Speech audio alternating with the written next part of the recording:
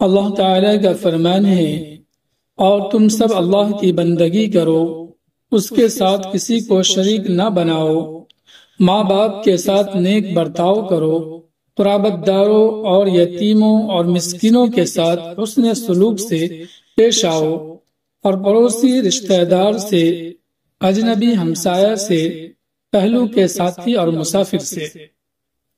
اسلام میں والدین اور رشتہ داروں کے بعد سب سے زیادہ پڑوسیوں کے حقوق ادا کرنے اور ان کے ساتھ حسن سلوک کرنے کی تاکید کی گئی ہے۔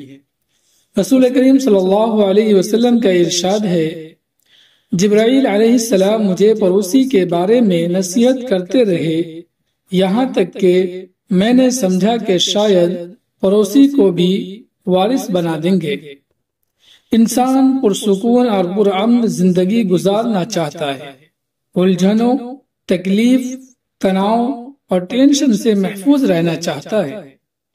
گھریلو الجھنوں کے بعد انسان کو عام طور پر پڑوسی سے الجھن ہو جاتی ہے، کبھی مالی، کبھی سماجی حیثیت میں فرق کی وجہ سے تناؤ ہوتا ہے، کبھی پڑوسی کے رویہ اور سلوک سے تناؤ رہتا ہے، کبھی بچوں کے کھیلنے سے تناؤ ہوتا ہے، کبھی جانور کے گھس جانے سے تناؤ ہوتا ہے، کبھی دروازہ اور کھڑکی کا جھگڑا ہوتا ہے، کبھی کوڑا کٹ پھینکنے پر تنازع ہوتا ہے، اور کبھی نالی کا پانی بہنے پر تصادم ہوتا ہے۔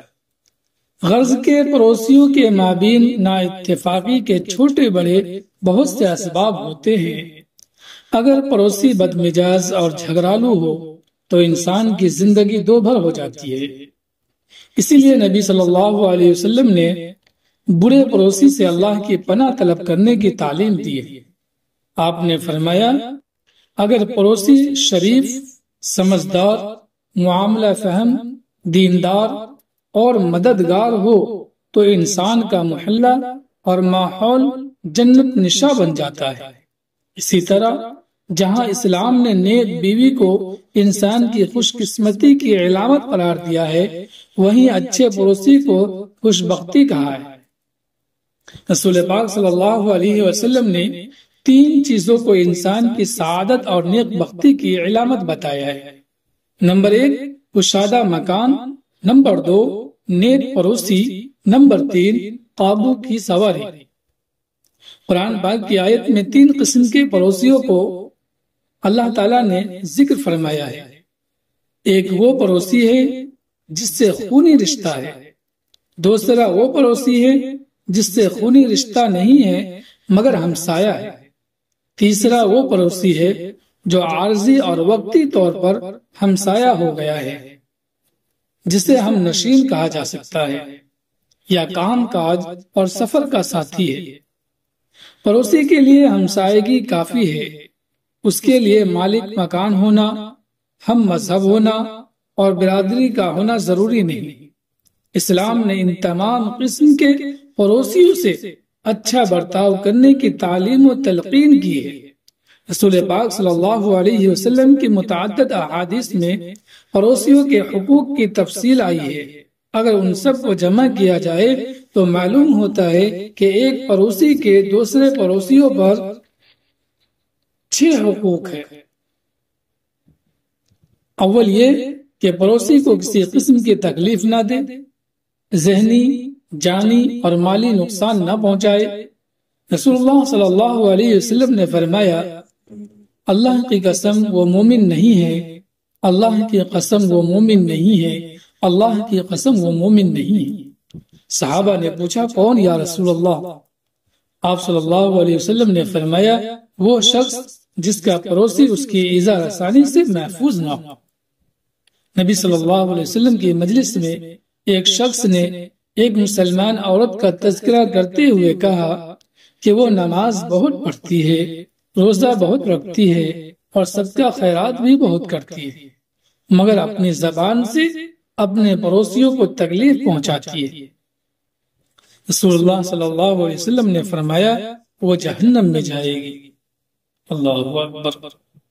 ایک مرتبہ ایک شخص رسول پاک صلی اللہ علیہ وسلم کے پاس حاضر ہوا اور کہنے لگا کہ میرا پڑوسی مجھے ستاتا ہے۔ آپ صلی اللہ علیہ وسلم نے فرمایا جاؤ اور اپنا سامان گھر سے نکال کر سڑک پر ڈال دو۔ چنانچہ اس نے حکم کی تعمیل کی اور اپنا سامان سڑک پر ڈال دیا۔ لوگوں نے اسے دیکھا تو اس کی پریشانی کی وجہ پوچھی۔ اس نے سب سے یہی کہا کہ میرا پڑوسی مجھے تکلیف دیتا ہے، میں نے رسول اللہ صلی اللہ علیہ وسلم کے حکم پر اپنا سامان گھر سے نکال کر باہر کر لیا ہے۔ یہ سن کر سب لوگ اس پر لعنت بھیجنے لگے۔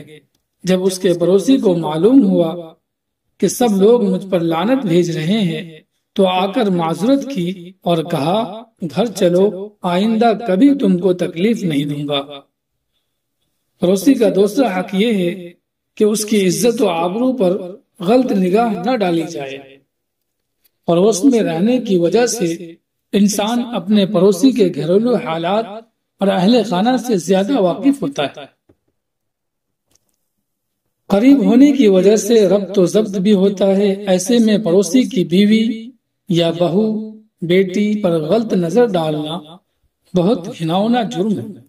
نبی کریم صلی اللہ علیہ وسلم نے صحابہ کرام رضی اللہ عنہ سے پوچھا کہ زنا کے بارے میں تم کیا کہتے ہو؟ صحابہ نے عرض کیا وہ حرام ہے، اسے اللہ اور اس کے رسول نے حرام کیا ہے اور قیامت تک حرام ہے۔ تب رسول اللہ صلی اللہ علیہ وسلم نے فرمایا 10 عورتوں سے زنا کرنے کا جو گناہ ہے اس سے بڑا گناہ اپنے پڑوسی کی بیوی سے زنا کرنے کا ہے۔ پڑوسی کا تیسرا حق یہ ہے کہ اس کے ساتھ اچھا برتاؤ اور اچھا سلوک کیا جائے۔ رسول اللہ صلی اللہ علیہ وسلم کا ارشاد ہے جو شخص اللہ اور آخرت کے دن پر ایمان رکھتا ہے وہ اپنے پڑوسی کے ساتھ اچھا سلوک کرے۔ پڑوسی کا چوتھا حق یہ ہے کہ اس کی مدد کی جائے، اس کی ضرورت پوری کی جائے اور اسے ہدیہ و تحفہ بھیجا جائے۔ رسول اللہ صلی اللہ علیہ وسلم نے فرمایا کہ وہ شخص مومن نہیں جو خود تو آسودہ ہو کر کھائے مگر اس کا پڑوسی بھوکا رہے۔ حضرت ابو ذر غفاری رضی اللہ عنہ کو نصیحت کرتے ہوئے حضور صلی اللہ علیہ وسلم نے فرمایا کہ جب تم سالن پکاؤ تو اس میں ذرا سا پانی ملا لو اور اس سے اپنے پڑوسی کی خبر گیری کرو۔ پڑوسی کا پانچواں حق یہ ہے کہ جب مکان اور جائیداد کا کوئی حصہ فروخت کرے تو پہلے اپنے پڑوسی کو پیشکش کرے، اگر وہ نہ لے تب دوسرے خریدار کو دے۔ شریعت نے اس کو حق شفاع کا نام دیا ہے۔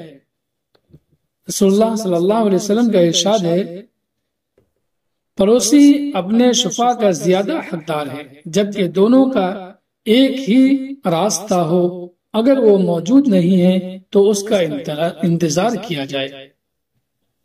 پڑوسی کا چھٹا حق یہ ہے کہ اس کی خیر خواہی کی جائے، اچھی باتوں اور دین کے احکام سے اسے واقف کرایا جائے۔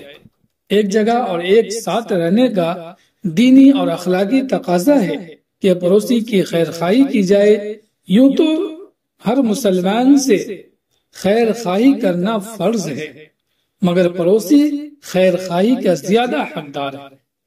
قیامت کے دن ایک شخص اپنے پڑوسی کا دامن پکڑے ہوئے اللہ سے فریاد کرے گا کہ اے اللہ اس نے میرے ساتھ خیانت کی۔ پڑوسی کہے گا کہ تیری عزت کی قسم میں نے اس کے مال اور اہل و عیال کے ساتھ کوئی خیانت نہیں کی۔ پہلا پڑوسی کہے گا یہ تو ٹھیک کہتا ہے مگر اس نے مجھے گناہ کرتے ہوئے دیکھا مگر مجھے روکا نہیں۔